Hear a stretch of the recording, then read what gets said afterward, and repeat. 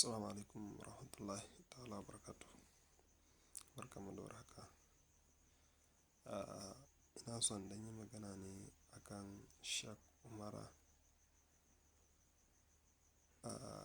Gaskiya Sheikh Umara yana ƙoƙari, yana aza karatukansa da na Kanuri da Hausa gaba ɗaya da yana iya bakin ƙoƙarinsa yana ɗaurawa.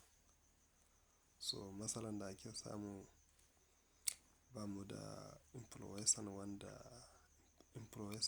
waɗanda za su yi promoting nashi account nasa ya girma. Duk da ma dai mu masu ƙananan account ne.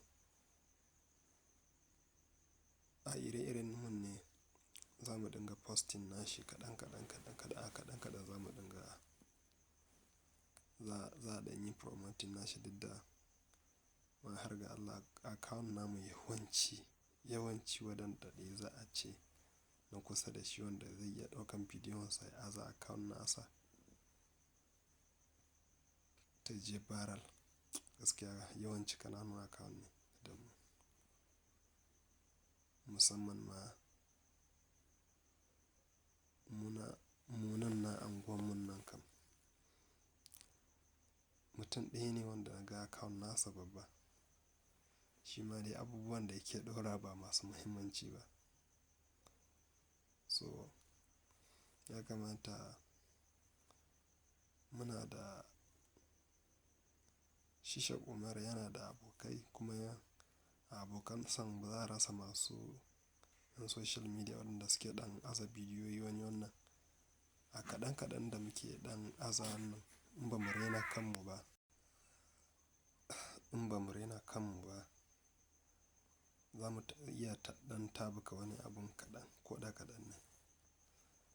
So da yawa zai iya ɗaura bidiyonsa sai ka ga viewers wani 200, wani 100, wani ma kasa da haka za a gani.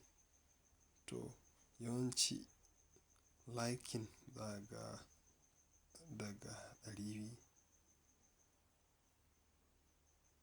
Liking dai in yayi yawa, liking ba zai wuce 40, 30, 50, 100.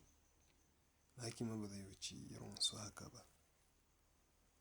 So shi kuma yadda na ga yana ɗan zakewa yayi bidiyoyi, yana ɗan aza karatukansa na gaskiya ba mu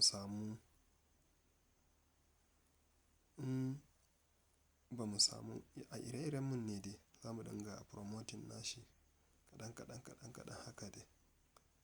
Ai ƙoƙari da Allah mu ɗan promoting nashi. Bari zan aza muku hotunansa.